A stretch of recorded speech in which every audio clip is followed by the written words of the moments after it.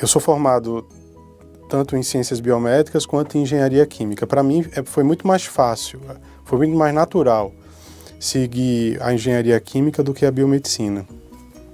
Como é que foi isso? Quando eu estava no ensino médio, na época não era chamado assim, era chamado de primeiro grau, né?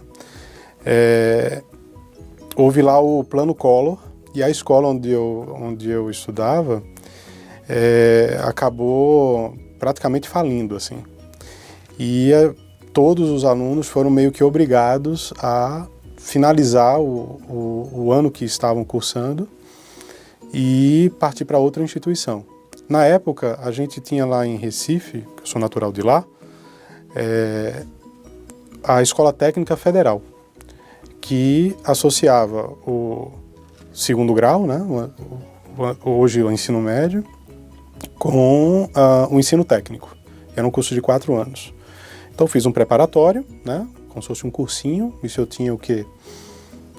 13 para 14 anos mais ou menos, né, e consegui passar na escola técnica em Química, e porque dentre os cursos que existiam lá na época era o que mais eu me afeiçoava, né? Na escola eu já começava a ver um pouquinho de química, física, biologia e tal. Eu fiz a escola técnica, passei, né, nessa turma de química, e aí comecei o ensino técnico em química junto com o ensino médio. E foi um curso de 4 anos. No meio, mais ou menos, desse curso, né, por volta do 5º, 6º período, que a gente chama lá,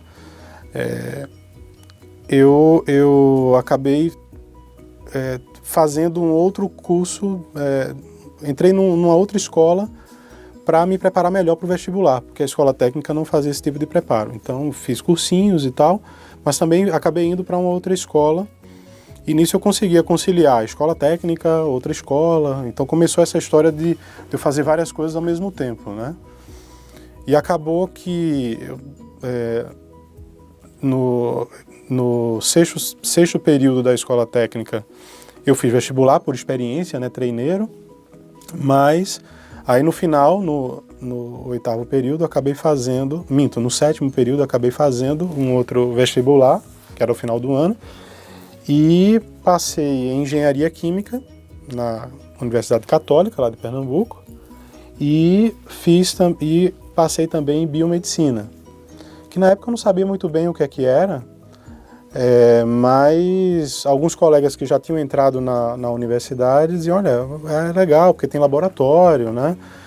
Envolve pesquisa, e como eu vinha da escola técnica, desde muito cedo eu frequentei laboratórios, né, de todos os tipos, química orgânica, analítica, inorgânica, laboratório de fisicoquímica, enfim, todos esses laboratórios, era um curso muito bom, acabou que eu me interessando por essa parte também. Daí eu tinha o último semestre para concluir da escola técnica, daí eu tranquei o curso da biomedicina que eu tinha passado, fiz o semestre obrigatório da engenharia química, junto com o último semestre da escola técnica, aí terminei a escola técnica e aí reabri a matrícula da biomedicina na Federal. Então eu acabei, vou fazer as duas. Era regime de créditos, com pré-requisitos, e que eu montava a minha matriz curricular. E nessa história eu acabava equilibrando a minha matriz curricular de forma que eu não tivesse muitas disciplinas ao mesmo tempo, né? Não tivesse choque de horários, enfim. Mas já naquela época eu fazia, sei lá, cálculo 2 com anatomia, cálculo 3 com fisiologia, farmaco, porque eu fazia ao mesmo tempo, eu saía de uma universidade e ia para outra. Lógico que eu tive apoio familiar, claro, para isso, né? Toda uma infraestrutura por trás, mas isso foi fundamental. Então eu tinha, na verdade, 2 turmas, colegas em ambas as turmas, tenho até hoje, né? Graças a essa coisa das redes sociais, a gente se reencontrou, digamos assim, e nisso eu acabei fazendo tanto biomedicina quanto engenharia química. Eu costumo dizer que eu sou um engenheiro que fiz biomedicina, e não um biomédico que fez engenharia. E sempre o meu grande objetivo dentro da graduação foi associar as duas áreas, porque parecia que só eu conseguia enxergar que as duas áreas conversavam. E nessa história eu conheci um professor, né, que me deu a oportunidade para ser aluno de iniciação científica. Então eu entrei num laboratório de biotecnologia. E eu tinha, na verdade, 3 orientadores. Um médico, que era esse professor, tinha uma engenheira eletrônica e uma engenheira química. E eu me associei a 2 projetos de pesquisa simultaneamente, que se conversavam, e só eu fazia essa ponte de conversar, que era separar uma enzima da abóbora, né, que lá a gente chama de girimum, e que degradava vitamina C. E eu purificava essa enzima e aplicava num sensor para fazer controle de qualidade em fármacos. Então esse era o meu projeto de iniciação científica. E as 2 defenderam sua tese de doutorado, enfim, e foi muito legal. Eu consegui ali, eu me encontrei fazendo a ponte entre os 2 mundos. Daí eu primeiro me formei na biomedicina, e um ano e meio mais ou menos depois, 2 anos mais ou menos, eu me formei em engenharia, né? Porque era um curso maior, eu não conseguia fazer todas as disciplinas por conta de ter que associar uma em relação à outra. E na época eu acabei fazendo também, na biomedicina a gente chama de habilitação, que é como se fosse uma especialidade, né, em análises clínicas. Então eu trabalhava com análises clínicas, terminei o curso de engenharia. Enquanto eu estava ainda fazendo o curso de engenharia, eu já trabalhava com análises clínicas, e aconteceu nesse período, nesse intervalinho, de eu entrar numa outra área que associava os 2 mundos, que é a bromatologia, que é o estudo dos alimentos. Então eu era um microbiologista do laboratório de bromato. Então quando tinha um surto, por exemplo, de uma merenda escolar que os alunos passavam mal, tinham diarreia, lá ia a gente fazer a coleta dos alimentos, eu ia fazer a coleta dos materiais desses estudantes, das merendeiras também, para verificar se tinha alguma contaminação e tentar associar com aquilo que foi encontrado nas crianças. A gente fazia também controle microbiológico de ambiente hospitalar. Tinha um surto de infecção hospitalar. O laboratório que mais se aproximava na época lá para fazer esse tipo de avaliação era o nosso. Então também eu era o microbiologista desse tipo de trabalho. Eu adorava fazer aquilo, né? Só que aí o que aconteceu? Eu terminei o curso de engenharia, e o meu orientador, né, de iniciação científica, que me manteve no laboratório mesmo depois de eu ter terminado biomedicina, tinha projetado para mim fazer doutorado direto na área biotecnológica. Daí o projeto era fazer um sensor para colocar numa caneta para fazer identificação de malária. Então ia furar igualzinho como faz dosagem de glicose, e ao invés de dar o valor da glicemia, daria se era positivo ou não para a malária. Então era um projeto muito grande, enfim.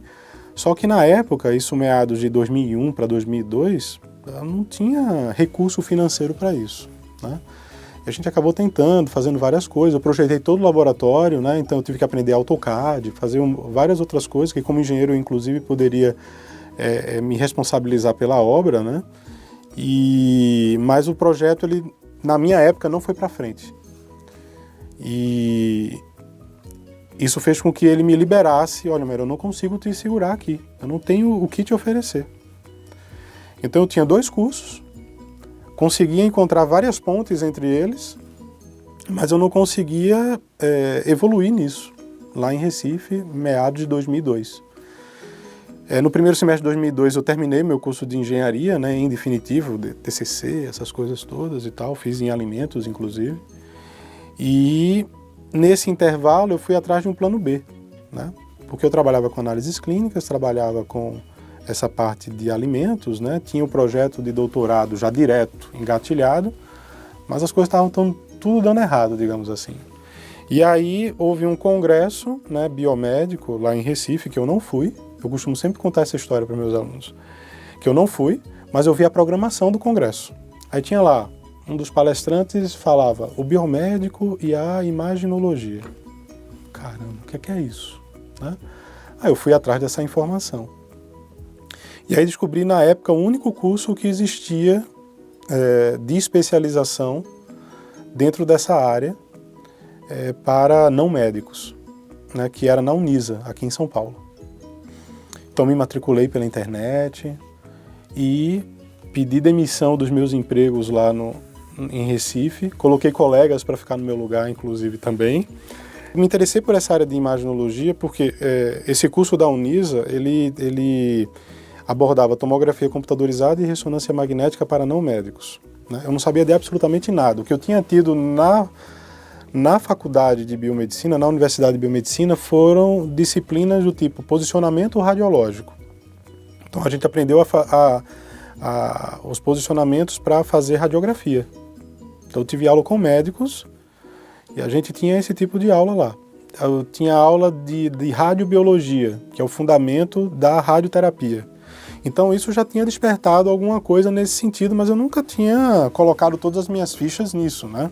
Afinal de contas, tudo ia dar certo lá na biotecnologia, estava super contente lá, trabalhos publicados internacionalmente também. Foi um momento muito legal assim da minha vida. Só que isso acabou não dando certo e eu fui pesquisando outras formas de associar o meu conhecimento como engenheiro e a biomedicina. Eu não queria colocar um dos diplomas na gaveta, eu queria associar as duas coisas, né? Então, eu acabei optando por fazer esse curso. Eu não tinha outra opção, só tinha esse, né? Foi meio que assim, olha, é esse ou esse mesmo, né? Não tinha outra alternativa. E, como eu te falei, eu pedi demissão lá dos meus empregos de Recife. E foi um momento muito difícil, né? Porque eu nunca tinha saído de casa, assim, né? Era lá 2002, meu pai faleceu em 99, então isso também deixou toda a estrutura familiar um pouco fragilizada nesse sentido. E foi um momento muito complicado, porque eu cheguei aqui praticamente sem conhecer ninguém. Praticamente sem conhecer ninguém. A pessoa que foi me buscar no aeroporto, eu não sabia quem era.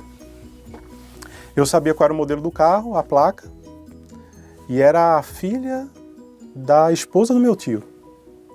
Então eu não conhecia. E que me deu um super suporte, assim, nesse sentido, e me ajudou nesse começo. Eu tinha uma reserva de um hotel, eu tinha a especialização, só que o que acontece? Eu tinha umas cartas de recomendação de médicos com quem eu já trabalhava lá em Recife, enfim, me indicando para alguns hospitais aqui de São Paulo para já começar a fazer algum tipo de estágio na área, enfim. E quando eu cheguei, o objetivo era viabilizar, eu cheguei um pouquinho antes, eu cheguei dia 13 de julho de 2002, às 10h45 da manhã, e, como se diz, comecei, né, depois que eu me instalei e tudo, eu saí do hotel e fui para uma pousada, depois eu aluguei um quarto numa casa de família para poder ficar. E daí eu comecei a ir atrás, né, das oportunidades. E todas as cartas de recomendação que eu tive, em alguns grandes hospitais aqui de São Paulo, todos disseram não tem espaço para você não tem experiência, você já é formado, né, isso pode dar algum problema para a gente, né, por conta de vínculo empregatício, essas coisas. Então eu senti toda esse peso de estar num local que eu não conhecia absolutamente ninguém, ou pouquíssimas pessoas, e não ter oportunidades. Para completar, o curso da Unisa, que ia começar em agosto, foi adiado em um mês, por falta de alunos. Então eu comecei a ver que eu achava que a minha trajetória ia ser tragicômica, né? Porque eu larguei uma vida mais ou menos estabilizada lá em Recife, em busca de uma situação diferente, que eu tivesse uma perspectiva, né, de crescimento, associando minhas duas formações, e começou a dar tudo errado. Mas aí o que acontece é o seguinte, na minha época de graduação, eu fui presidente do diretório acadêmico da biomedicina, que era o segundo maior diretório acadêmico, só perdia assim, em termos de número e de valor, digamos assim, em relação à medicina. E todos nós éramos amigos, né, uns dos outros, jogávamos bola junto, enfim, íamos para as mesmas festas, alugávamos as mesmas casas em Olinda no carnaval, né, essa coisa toda. E íamos para as festas culturais, né, São João, essas coisas que no Nordeste é muito presente, né. Tudo é motivo para fazer uma festa, digamos assim. E aí eu comecei como tesoureiro, né, depois fiquei como presidente do diretório. E com isso eu fiz uma aproximação política muito grande com representantes do Conselho de Classe Biomédicos, né? Só que eu estava relutando um pouco em pedir ajuda, digamos assim, meio orgulhoso assim e tal, achando que eu conseguiria resolver por conta própria. E aí, até aconselhado por minha mãe, olha, liga para eles, vê o que eles podem fazer e tudo mais. E aí, durante o mês de agosto daquele ano, eu acabei, né, criando coragem e ligando, né, para o presidente, na época, do conselho, dizendo que eu estava aqui, e ele fez a maior festa. Olha, eu estou sabendo que você está aqui, não sei o quê, por que você não ligou para mim? Eu disse, porque eu tinha umas coisas para fazer antes, né, espero que ele, né, depois ele não fique chateado comigo. Mas, enfim, mas houve eu achava que eu conseguiria sozinho, né? Mas não consegui, eu precisei de ajuda, digamos assim, uma indicação, um caminho a seguir. E aí tinha na época um colega que, dentro do conselho, que coordenava uma comissão de imagem, né? E eu conversei com esse colega, ele inclusive iria ser meu professor lá na Unisa, né? Ele disse, olha, Homero, eu tenho duas opções para você. Uma opção gratuita, digamos assim, e uma opção paga. Mas como assim, né? A opção paga é pela Santa Casa. Você tem um programa lá de aprimoramento, que existe até hoje, né, pela UEP, só que eles cobram lá um valor para você fazer o estágio, enfim, para fazer esse aprimoramento profissional, agora em ressonância magnética apenas. Você topa? Topo. Né? Então, minha história com a Santa Casa começou justamente aí. Essa foi uma virada de jogo, assim, porque estava tudo dando errado. E eu sei que no dia que eu comecei aqui na Santa Casa, foi dia 3 de setembro de 2002, foi o mesmo dia que começou também o curso lá na Unisa, né? E eu cheguei aqui antes, na verdade, mas para até organizar a documentação e tudo mais, né? Aconteceu de eu iniciar realmente dia 3 de setembro de 2002, né? E esse é o tempo que eu tenho de experiência com ressonância, né?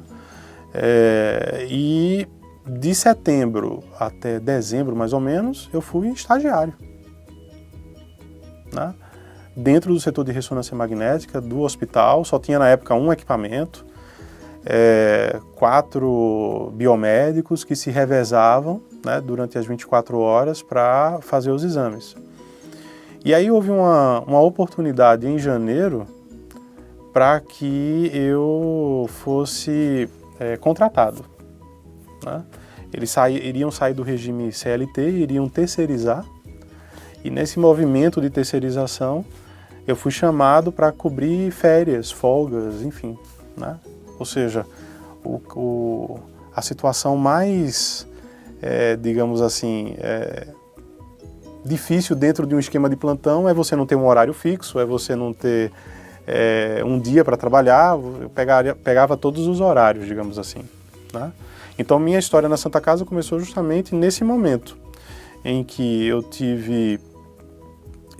estava numa situação que eu não tive oportunidade nenhuma, e quando surgiu essa oportunidade com a Santa Casa, eu segurei com todas as forças que eu tinha na época, enfim.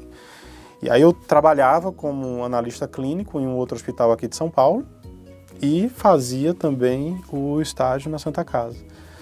Então, muitas vezes eu passava a noite trabalhando, dando plantão, vinha aqui de manhã e continuava, né, minha rotina dentro da ressonância. E isso foi, né, numa crescente. Em paralelo, o curso lá da Unisa acontecendo. Daí, um dos colegas, né, da época, né, hoje não trabalha mais aqui, veio para mim para todos, na verdade, né? Olha, a gente abriu um mestrado para não médicos em radiologia, na Escola Paulista de Medicina. Aí a gente foi, né, ver como é que era e tal. Isso eu estava, olha só, no primeiro ano, né, da minha história aqui em São Paulo, dentro do curso e tudo mais. E eu me interessei muito, né, porque eu estava aqui para estudar. A questão é que no começo eu passaria aqui o tempo do curso, né, da especialização, e a ideia era voltar para Recife, né? Só que aí eu consegui ficar aqui na Santa Casa, consegui também essa questão do início do curso lá também, né, começar a estudar, né, essa parte, me aprofundar nessa área, isso ia me deixando cada vez mais empolgado, né? Querendo ou não, eu acabava me destacando porque tinha essa coisa da engenharia, né, na minha formação, então, querendo ou não, eu saí um pouco na frente em relação aos demais colegas, né? E eu peguei aquela informação, o colega deixou para lá, todos os outros deixaram para lá, mas eu peguei aquela informação e fui atrás.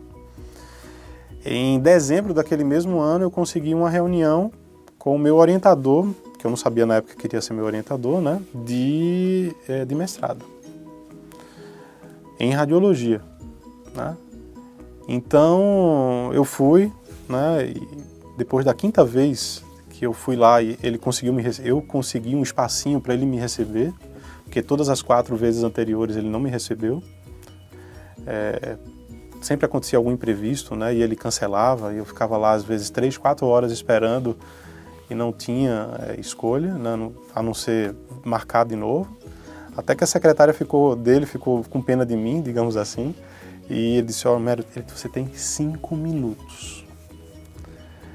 E eu peguei aqueles 5 minutos e falei tudo o que tinha que falar, mostrei meu currículo, as minhas intenções e tal, e ele, né, me deu a oportunidade.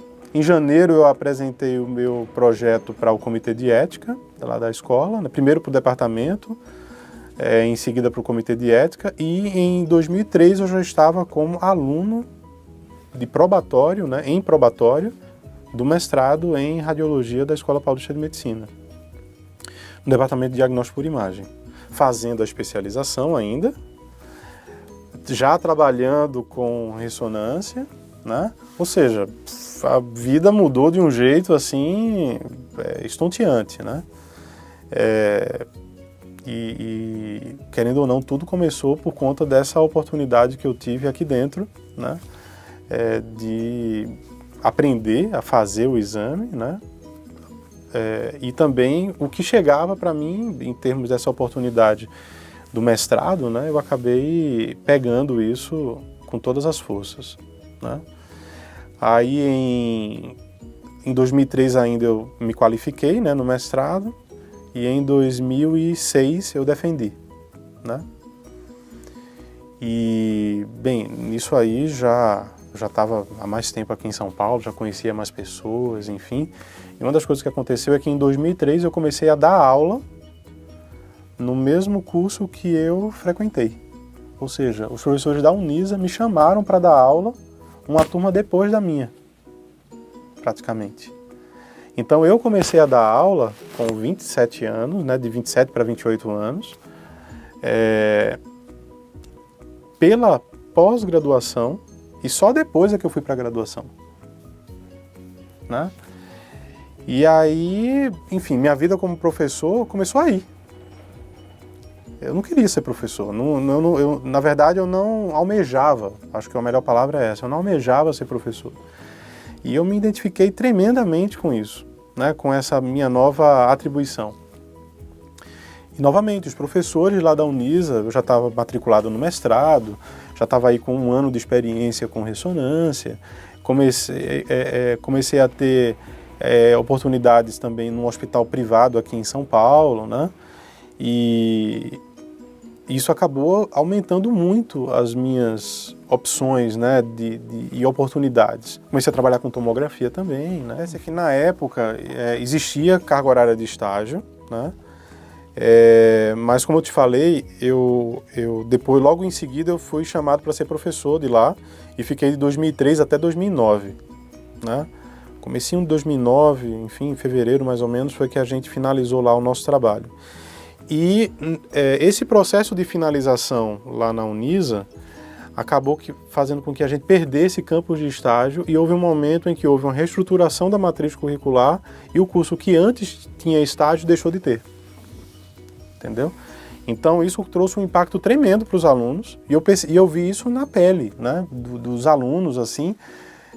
As pessoas se matricularam achando que iam ter um determinado respaldo institucional e por conta de perda de campos, né, de estágio, isso deixou de existir. Começou a ter também concorrência, enfim, eles não conseguiram equacionar isso de modo adequado. Depois eles tiveram uma tentativa, né, de retorno com outro grupo, mas não deu certo. Esse curso hoje não existe mais. Então eu iniciei, né, a minha vida como docente em 2003 e eu comecei a dar aula para várias pessoas que depois se tornaram professores em outros lugares.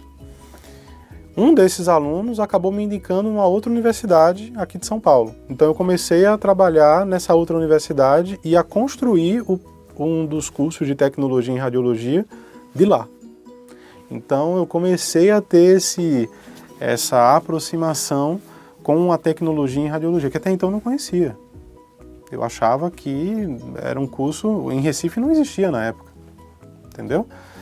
Eu vim a tomar conhecimento do tecnólogo em radiologia aqui em São Paulo. Então, eu fui entender a estrutura da matriz curricular, de qual é a linha de raciocínio, né, em termos do tecnólogo em radiologia. Então, eu participei da elaboração praticamente desse curso, onde eu fui contratado, praticamente do começo, e vi o curso crescer e tudo mais. Esse mesmo grupo da Unisa também depois me chamou para entrar numa outra universidade, né? Já com o curso finalizando por lá, né? Olha, vamos entrar numa outra universidade. E aí eu tive contato também com metodologias de ensino ativas, né? Licenciatura baseada em problemas e tudo mais, tanto no curso médico quanto no curso biomédico. Então eu comecei a ter experiências docentes diferentes. Comecei a criar cursos de pós-graduação, né, nessas universidades, projetos de pesquisa, né, também, né, dentro dessas universidades. Então, além lá da Escola Paulista, né, acabou que eu tendo outras experiências. Montei cursos de especialização também, na época podia fazer chancela de uma faculdade em relação a outra instituição. Então eu comecei a montar cursos nesse sentido e comecei a criar isso como um hábito, né? De criar cursos de graduação e muito com o meu jeito de pensar as coisas, assim, né? De como construir esse conhecimento, utilizando toda essa bagagem que eu tive anteriormente. Daí em 2009, eu já estava no doutorado, né? Eu entrei no doutorado em 2006, no segundo semestre, também lá na Escola Paulista, em radiologia. E em 2009 eu pedi baixa aqui no hospital porque eu não conseguia mais dar conta dos plantões, do doutorado que eu tinha que defender e dessa minha vida acadêmica que estava efervescente, né, na época, assim, e continua sendo, né? Então eu pedi baixa. Então meu único momento longe da Santa Casa, desde que eu cheguei aqui em São Paulo, foi do segundo semestre de 2009, mais ou menos, até quando eu defendi meu doutorado, que foi em junho de 2010, né? Então eu defendi o doutorado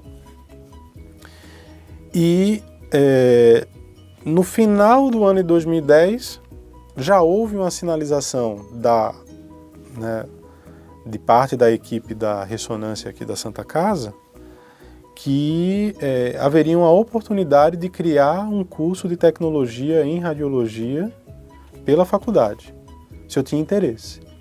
Opa, claro que eu tenho. É uma forma de eu voltar, né, para a Santa Casa, agora não mais pelo hospital, mas sim pela faculdade. Até porque eu não conseguia mais, pela rotina que eu tinha na época, de ficar nos plantões. Eu não conseguia mais fazer essa conciliação, porque eu já tinha uma vida acadêmica, tinha linha de pesquisa, já estava engatilhando projetos em São Carlos, na Unicamp e assim por diante, né? E eu sei que em 2011, extraoficialmente, né, final de 2010 para 2011, começaram as reuniões para a gente montar os cursos de tecnologia em radiologia. Então, na verdade, a minha volta aqui para a Santa Casa, em 2010, final de 2010, foi pelo convite que a direção da época me fez para criar o curso de tecnologia em radiologia. O objetivo, né, era aumentar o número de cursos, né, na instituição e, no futuro, pleitear a modificação do status acadêmico de faculdade para centro universitário. E isso faz com que, vai fazer, né, quando a gente conseguir isso, vai fazer com que a faculdade ela tenha autonomia para fazer algumas questões, principalmente de cunho administrativo, sem precisar reportar, tá? Então é algo que, naquela ocasião, era um movimento que existia dentro da instituição, aumentar o número de cursos de graduação, e houve a opção pelo curso tecnológico por ser um curso de curta duração, um curso de 3 anos, né? Então, a gente começou a elaborar tudo isso em 2011, né? Extraoficialmente, né? Eu vinha para cá, fazia as reuniões de modo voluntário, enfim. E criamos como se fosse um núcleo, né? Para que isso fosse viabilizado com algumas pessoas, né, da faculdade. E em 2012 eu fui contratado, né? Em fevereiro de 2012 eu fui contratado pela faculdade para viabilizar os cursos de tecnologia. A gente, em 2011, em 2012, nós cadastramos, né, o curso de tecnologia na plataforma do MEC, mas na época a fila de espera para essas autorizações demorava muito, assim. Então a gente acabou só conseguindo essa visita, né, no final de 2012. Só que aí o que aconteceu? Do mesmo jeito que começou para o nosso grupo, né, o início dos cursos de tecnologia em radiologia, houve também iniciativas em outros grupos para a criação de outros cursos. Só que só o nosso foi para frente. Cadastrou no MEC, teve visita, foi autorizado, né, tudinho direitinho. Aí houve o convite para que fosse criado também o curso de sistemas biomédicos. O problema de sistemas biomédicos é que o nosso curso foi o 8º curso do Brasil. Hoje já tem mais outros 2 cursos, né? Então são 10 cursos no Brasil. Mas na época as informações eram muito poucas a respeito do que é os sistemas biomédicos. Então eu tive que estudar, né, toda essa parte de como é que é o curso de sistemas, buscar modelos inclusive internacionais que existem também desse curso, para que a gente e adaptar à realidade institucional, para que a gente pudesse com isso viabilizar, né, a criação de um 2º curso de tecnologia. Então foi por isso que no início a gente teve o curso de tecnologia em radiologia aprovado, e somente depois foi que a gente teve o curso de sistemas biomédicos. O curso então, em meados de janeiro de 2013,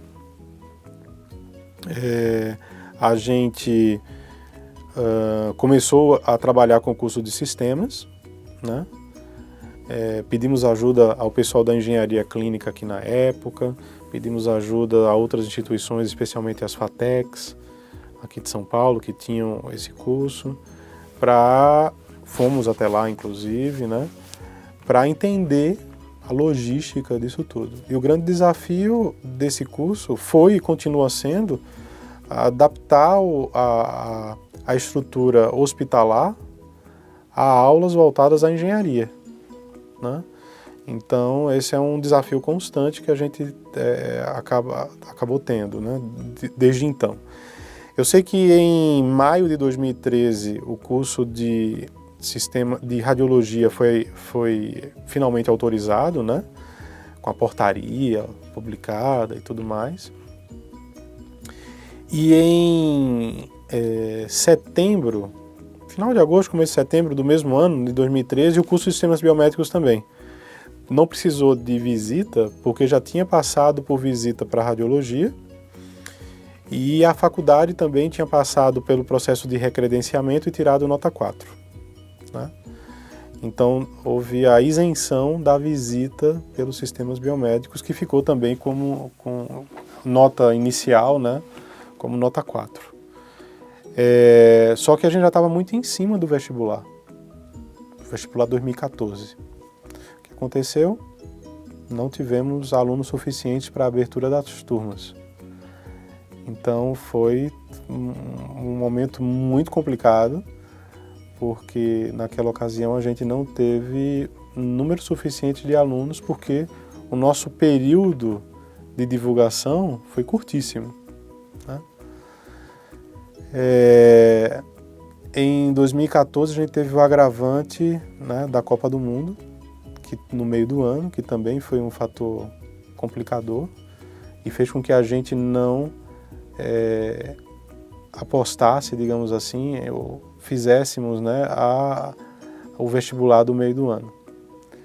E aí, finalmente, no final de 2014, né, no segundo semestre de 2014, já pensando no vestibular 2015, a gente conseguiu fazer um trabalho desde o início e conseguimos, com isso, iniciar as turmas de tecnologia, tanto em radiologia quanto em sistemas biomédicos. Nesse intervalo, né, nós criamos os cursos de pós-graduação, né, em tomografia e ressonância. Hoje nós estamos aí com a 9ª turma e com isso a gente começou a quebrar um outro paradigma dentro da instituição, que foi a abertura da instituição no período noturno, que antes não existia. A instituição funcionava até um determinado horário, 19, 18 horas, enfim, e fechava. Né? Então, os cursos de tecnologia, eles não só participaram desse movimento de ampliação dos cursos de graduação, mas eles também foram fundamentais para a ampliação dos horários, né, dos períodos em que a faculdade está aberta para os estudantes. Acho que foi fundamental, assim. Eu posso talvez colocar aqui alguns marcos históricos na minha carreira profissional, né? Especialmente aqui em São Paulo. Eu posso contar nos dedos alguns marcos, mas um deles com certeza foi o convite que foi feito na época, né? Para que eu montasse primeiro o curso de radiologia e depois o curso de sistemas biomédicos. Isso acabou, de uma certa maneira, abrindo outras perspectivas para mim, né? Porque a radiologia era algo que era mais próximo, é mais próximo a mim, de uma certa maneira, porque até hoje eu trabalho com diagnóstico por imagem, sou consultor, enfim, uma série de outras coisas, tenho pesquisas, né? Então é diferente. Já a parte de sistemas biomédicos envolve totalmente o meu lado de engenheiro. Então, a gente lida, o meu staff de professores é todo de engenheiros físicos, enfim, e eu consigo fazer essas pontes, né, de uma área para outra de forma a contribuir. Por outro lado, a gente tem aí também uma outra questão importante, que é a questão de gestão, né? As minhas experiências como gestor eram experiências pontuais, especializadas, por que não, né? Mas que não envolviam um tamanho, uma grandiosidade que é ser diretor de 2 cursos, né? Isso também é algo que só a nossa diretoria tem, né? Eu sou diretor de 2 cursos, não, entre aspas, de apenas um, né? Então a gente tem um esquema todo otimizado dentro da própria diretoria, para que a gente consiga lidar com 2 cursos com particularidades distintas, né? Dentro da nossa rotina. Realmente é um desafio, não resta a menor dúvida disso.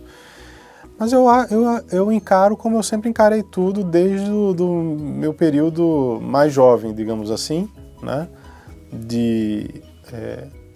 Mesmo fazendo várias coisas ao mesmo tempo, eu sou acostumado a não tornar isso um problema, né? Fazer de uma forma assertiva, né? Fazer de uma forma que agregue, que eu consiga formar uma equipe e dessa equipe a gente conseguir galgar objetivos juntos, né? E isso é muito gratificante, né? A gente está em pleno crescimento, né? Nós somos os caçulas, né? Aqui da faculdade, né? Então o desafio ele é constante, ele existe, mas eu tenho minha equipe, eu tenho um apoio administrativo. Eu tive apoio da diretoria anterior e tenho apoio dessa diretoria. E isso, para mim, é super importante. É graças a isso que eu consigo dar conta de 2 cursos ao mesmo tempo, né? Pensar nesses cursos, em como melhorá-los, em como produzir, né, oportunidades para os nossos alunos, de curso, trabalhos de extensão. Agora, esse ano, né, com a integralização desses cursos, tem surgido para nós muitas oportunidades de pesquisa dentro da área, aqui dentro da Santa Casa. Então isso é muito importante, assim, sabe? Eu percebo que é algo que tem muito ainda para fazer, apesar de já ter sido feito bastante coisa, né? Então esse desafio constante me motiva bastante e realmente foi fundamental para o meu crescimento profissional. Eu acho que não tem lugar, a Santa Casa, né, especificamente a faculdade, ela tem muitas potencialidades, né, e que a gente vai muitas vezes descobrindo isso aos poucos. E lógico que tem um choque de gerações, né? Então isso eventualmente acontece, mas existe uma tendência ao equilíbrio, né? Ou seja, da gente colocar o nosso ponto de vista, né? Que é diferente, né?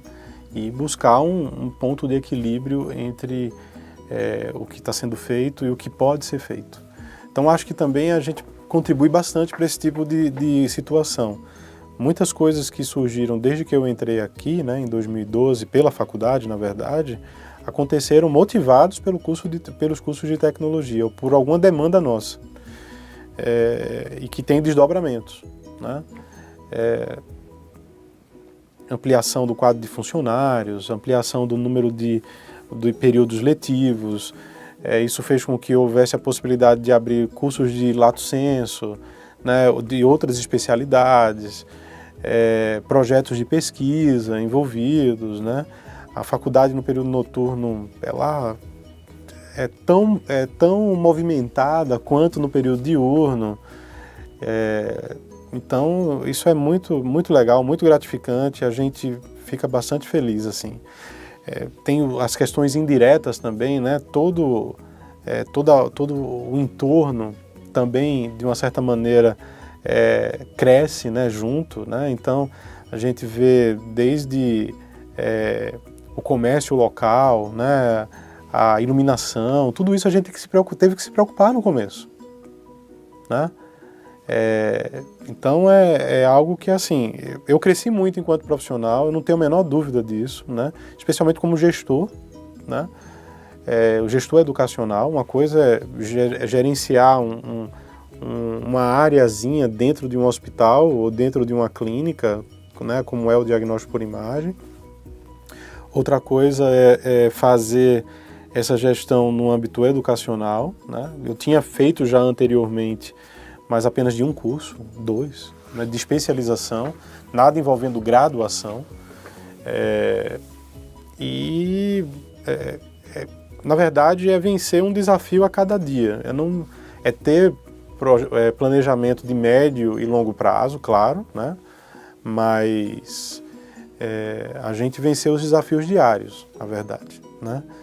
Tendo em mente os nossos objetivos, tendo em mente o projeto pedagógico dos cursos, tendo em mente as necessidades do mercado, por que não, né? Porque o curso tecnológico tem muito disso, né? De ter essa aproximação com o mercado, né?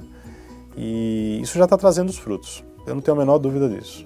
Então, para o curso de radiologia, sem sombra de dúvida, o fato da gente ter o hospital perto da gente é fundamental. Os nossos alunos, eles não têm aula no laboratório de tomografia computadorizada. Eles vão até o setor de tomografia computadorizada e tem uma aula dentro do setor de tomografia computadorizada.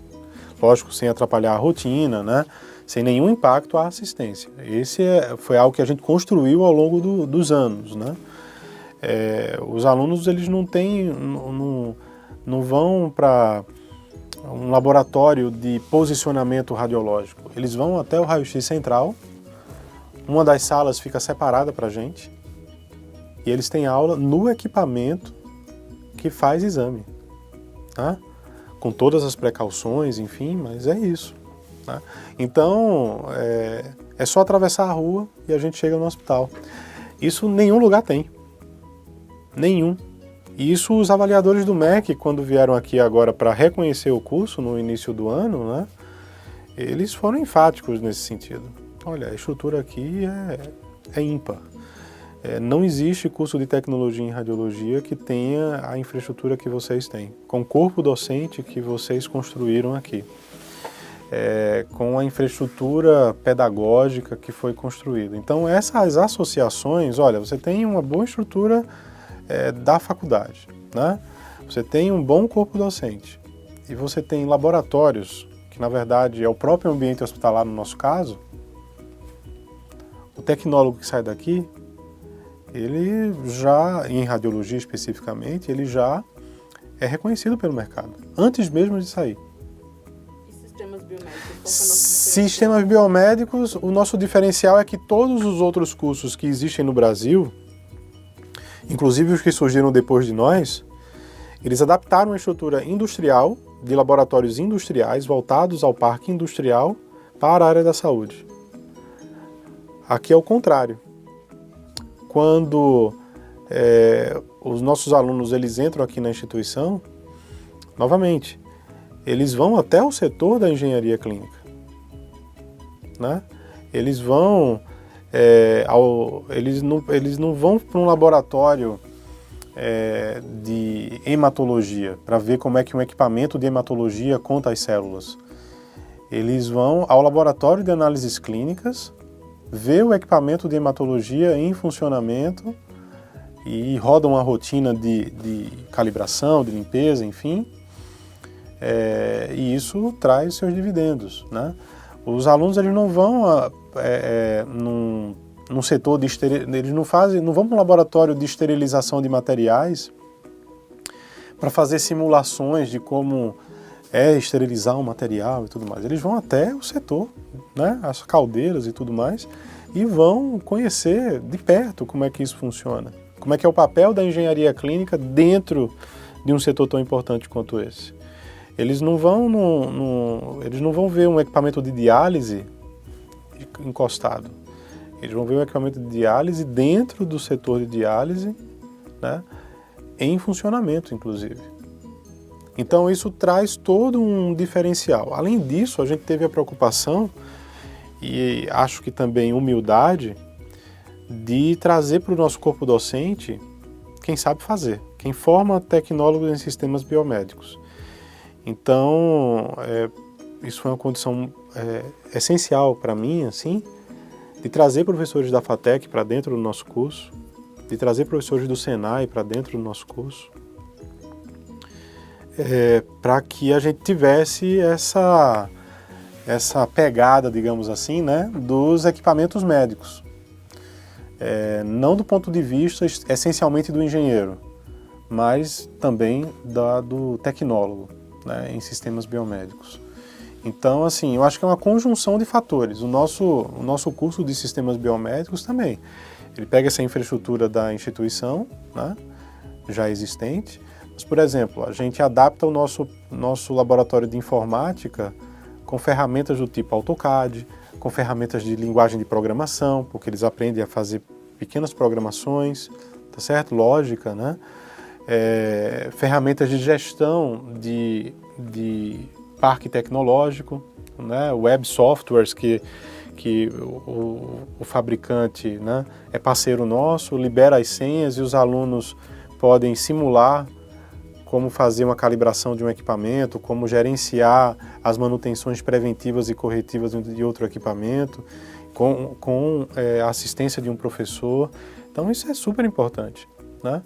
E por outro lado, tem um ambiente hospitalar que a gente agenda, na verdade, nós temos um livre trânsito em vários setores aqui da Irmandade, em que os nossos alunos vão para a UTI, para o setor de diálise, para análises clínicas, para o setor da radiologia, por que não, né? Conseguem ir até um determinado ponto do centro cirúrgico. Então isso acaba dando uma série de experiências, digamos assim, que só aqui vai produzir, né? Só aqui. Coisa que, por exemplo, na FATEC Sorocaba, que é o curso mais antigo, né, que tem 20 anos de existência aqui, mais de 20 anos de existência aqui no Brasil, eles fazem visitas monitoradas, eles não têm estágio, né? Então, só a gente que acaba tendo esse tipo de condição, digamos assim, né? Eles têm lá suas virtudes, digamos assim, né? Mas a condição que nós temos aqui é uma condição também para sistemas biomédicos muito boa, porque associa o nosso parque tecnológico dentro do hospital, mesmo sendo um hospital de grande porte, tem aí equipamentos, né, de todos os tipos e várias tecnologias diferentes, que para o aluno é uma experiência importante. Professores já acostumados a formar tecnólogos em sistemas biomédicos ou mesmo engenheiros clínicos, né? E a infraestrutura da faculdade, ao longo desses 3 anos, né, adaptada a essa nova condição, né? Lógico que a gente está sempre em busca de melhorias, né? E isso vai fazer com que o nosso curso se torne cada vez melhor ao longo dos anos. Isso é fato. Eu acho que primeiro o hospital, depois a faculdade, né? E especialmente nesse segundo momento, nesse segundo ciclo que eu tive aqui na instituição, me trouxe amadurecimento. Amadurecimento como profissional, amadurecimento como gestor, né? Um aprendizado contínuo, que acho que talvez agora, nesse tempinho que eu estou aqui, né, esses 5 anos e alguns meses, eu acredito que finalmente eu tenha mostrado, né, o meu trabalho e da minha equipe, e isso veio, isso não foi construído da noite para o dia, e esse amadurecimento enquanto profissional também não foi construído da noite para o dia. Então, eu não tenho a menor dúvida de que hoje eu sou um gestor muito melhor do que eu era há 5 anos atrás, né? E acho que assim, o aprendizado e essa coisa da gente sempre querer aprender, sempre buscar melhorar, né, o tempo inteiro, trabalhar com as adversidades, mas de uma maneira propositiva, né? Eu acho que são grandes ensinamentos que a faculdade me trouxe, né? Estar na Faculdade de Ciências Médicas da Santa Casa, São Paulo, me trouxe? Não desistir fácil, ir para cima. Né? Você tem um objetivo, faça, resolva, né? Seguindo regimento, a hierarquia, né? Mas de modo propositivo.